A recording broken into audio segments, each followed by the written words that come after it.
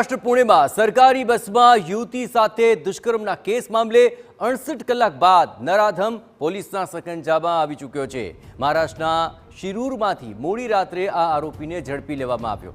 આરોપી દત્તાત્રેય ગાઢેને પકડવામાં ગ્રામીણોએ પણ પોલીસની મદદ કરી હતી। ગ્રામજનોએ આ આરોપીને ઓળખી પોલીસને માહિતી આપી હતી। આરોપીને ઝડપવા પોલીસે 13 જેટલી ટીમ બનાવી હતી।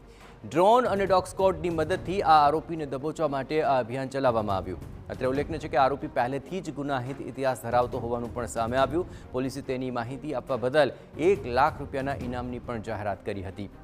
આરોપી શિરૂરમાં શેરડીના ખેતરોમાં છુપાયાની માહિતી મળી હતી। લગભગ 100 જેટલા પોલીસકર્મીઓની ટીમ પહોંચીને તે વિસ્તારમાં ઘેરાબંધી કરી। ડ્રોન અને ડોગ સ્ક્વોડની મદદથી આ આરોપીને દબોચવામાં પોલીસને સફળતા હાથ લાગી। આરોપી ફરાર હતો, શેરડીના જંગલમાં છુપાયો હતો, પરંતુ ગ્રામજનોએ તેને ઓળખી લીધા બાદ પોલીસને જાણ કરી હતી। પોલીસ પહેલેથી જ 13 જેટલી ટીમ બનાવીને આરોપીને ઝડપવા માટે અભિયાન ચલાવી રહી હતી અને આખરે દબોચવામાં આરોપીને સફળતા મળી।